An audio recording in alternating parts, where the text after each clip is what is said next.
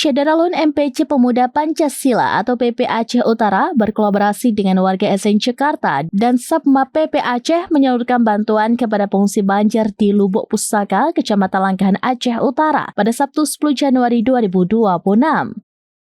Bantuan yang disalurkan mencakup kipas angin, air, mukena, alas tidur selimut, kelambu, handuk, sarden, susu, serta pakaian.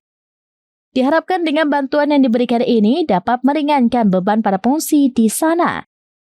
Diuraikan Ali Koba, saat bencana banjir bandang terjadi pada 26 November 2025 lalu, ketinggian air di kawasan Lubuk Pusaka sampai menutup atap rumah warga. Sehingga banyak rumah dan infrastruktur umum yang rusak parah. Lalu sebanyak 420 kakak harus mengungsi. Sedangkan saat ini yang paling sangat dibutuhkan masyarakat adalah ketersediaan air bersih, di mana kondisi sumur warga saat ini masih keruh dan berlumpur.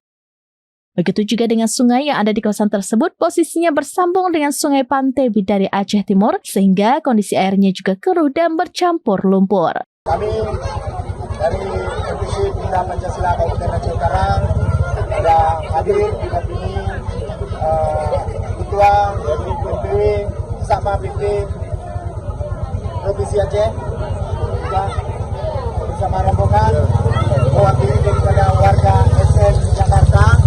Kami baru saja selesai menyalurkan bantuan sembako, juga ada kipas angin yang kami serahkan untuk kebutuhan masjid.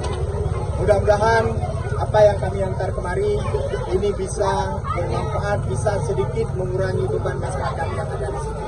Dan kami himbau kepada seluruh masyarakat yang ada di Indonesia, mari kita bantu masyarakat yang ada di Kecamatan Langkahan, Kabupaten Aceh Utara di Tanah Merah.